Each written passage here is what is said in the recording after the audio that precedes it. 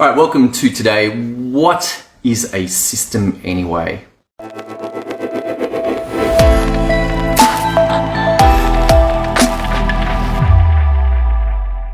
This is an interesting topic because there's a lot of advice out there that your salvation, your opportunity to have a business that thrives, that gives you results that you want, the money, the lifestyle, the ability to bring through ideas, to lead your teams, all of this lies at some level in your ability to run systems. But I want you to ask yourself a question. Well, what is a system? How do you actually think of a system? What is it? Because often when people are pushed for this, it kind of dissolves into, well, it's sort of just a system. A system is a system. I'm like, dude, that's not that helpful to define a word as itself. But this is quite common. There's a lot of confusion. There's not really clarity about what it is. And I was at breakfast this morning and some ideas about a definition of this came through. And this is helpful because when you understand what a system is, then it allows you to have a much better chance of building them. You see, when I was first getting into all of this system stuff, I was like, okay, well, what is a system? And particularly one question, what is its relationship to processes? And this, trying to fit them together, trying to work out how they fit together, it led me to a conundrum. And that is, well, how do I build a system? I need a system for building systems, but I don't know how to build a system at all. So how am I going to build a system for systems? All very difficult, all very tricky. It's like, what the heck? It's like some kind of horrible Rubik's Cube with like 15 sides, and I'm like, this sucks. This is no fun. But along the way, I was like, okay, I'm working this out. I worked out that you really need two essential things as part of a system. And one is those processes, those actions. And actions are actually the things that you or your team are doing. They're things that get done. And when they get done, there's an outcome. There's some sort of result. Sometimes that's a physical result, like something gets produced into the world, like a pen or a tablet or I don't know, like anything that is physically available. But sometimes that result is intangible, like it's that the cash gets moved out of your accounts and pays your teams, or you pay your bills, or cash comes in and you account for it in your books. There's no actual physical object for this. But across the board, this appeared to be the two essential ingredients. Number one, there was actions, and number two, there was outcomes. And I was sitting there this morning and this definition came, and I hope it helps you, like a definition of a system. And I want to share it with you. So what is it? A repeatable tracked actions. Repeatable tracked actions that create defined results. Okay, let's break this down. So we've got a bunch of words here. Repeatable.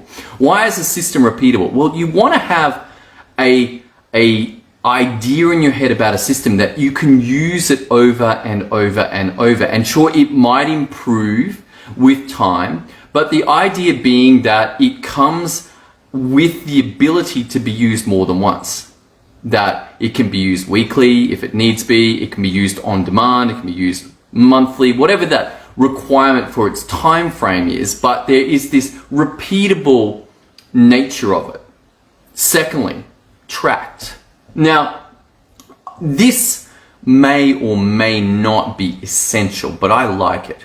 I like having the tracked nature in there. Why? Because it means that you can find your way through a larger system. Now, if you've got a really simple system with one action and one result, the tracking of it, it's pretty superfluous. Like, it may not make a lot of difference, other than it is a very good habit. But once you start getting into bigger systems with a lot of moving parts, a lot of actions, and a lot of results, tracking them gives you the ability to return to where you are at in a system. Imagine a system actually takes 6 days to complete. You've got 6 days of work there. Or you've got multiple people working on a system at once. You are going to need to be able to track that in order to tell, hey, who's working on what? Which processes are getting done right now? Which results are being generated right now? And if you track them, then you actually have the ability to consistently work through the actions that need to be taken. So that next word is actions. And actions are the things that are going to get done. Like just like in a recipe, you're actually cracking the eggs and adding the flour and adding the milk and stirring it up. Like they're all actions. They're all actions. And so we've got the first 3 words of this definition of a system. A repeatable, tracked actions that create defined results. You see, it's not just any results. It's not random results. It's defined results. Because when those actions are taken in the order and potentially in certain time frames, there will be a consistent result. And that result is defined. Now, those results are interesting, you see, because you might need in bigger systems not just an immediate result. It's not like, okay, we do this and we get that. But rather you might have, we do this, this, and this, and we get an intermediate result. And then we do some more things, this, that, and that intermediate result gets resolved into the final result. But nonetheless, both the intermediate and the final result are defined results. And they come from the actions that were taken. So, let's go through that definition one more time. The definition of a system: repeatable, tracked actions that create defined results. And it gives you the framework for thinking about systems, that you need the actions, you need them tracked, which is going to require them being written down, and you need to know what results they come from. If you need a model to think about, my suggestion is that you think about a Lego set.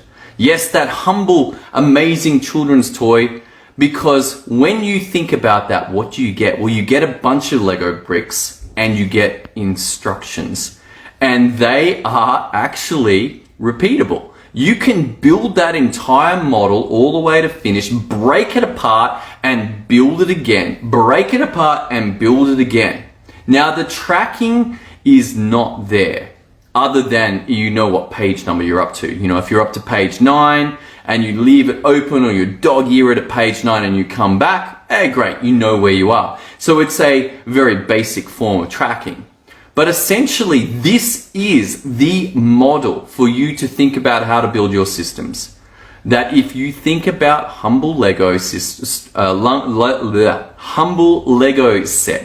this is the perfect model, because it has your actions to take and it has the building blocks that come through and generate the final result, which is the completed Lego set. I actually made a cool YouTube video on this one time, attempting a relatively, in inverted commas, easy, a 9-year-old plus Lego. So for 9-year-olds, impossible to do. I'll spoil it for you. It was impossible to do. I did okay. All I had was the picture, but then I got 2 hours in, just could not produce it. And then I went to build it with the instructions. Hour 10, built perfectly. And then the coolest thing, broke it apart, and my son, who was 10 at the time, went through and built the whole thing once again. You can go and check that out on the System.io YouTube channel. Thanks for tuning in today. I hope you got a lot of value, and take this definition of a system with you. Repeatable, tracked actions that create defined results. All right, look forward to seeing you on the next episode. Catch you then.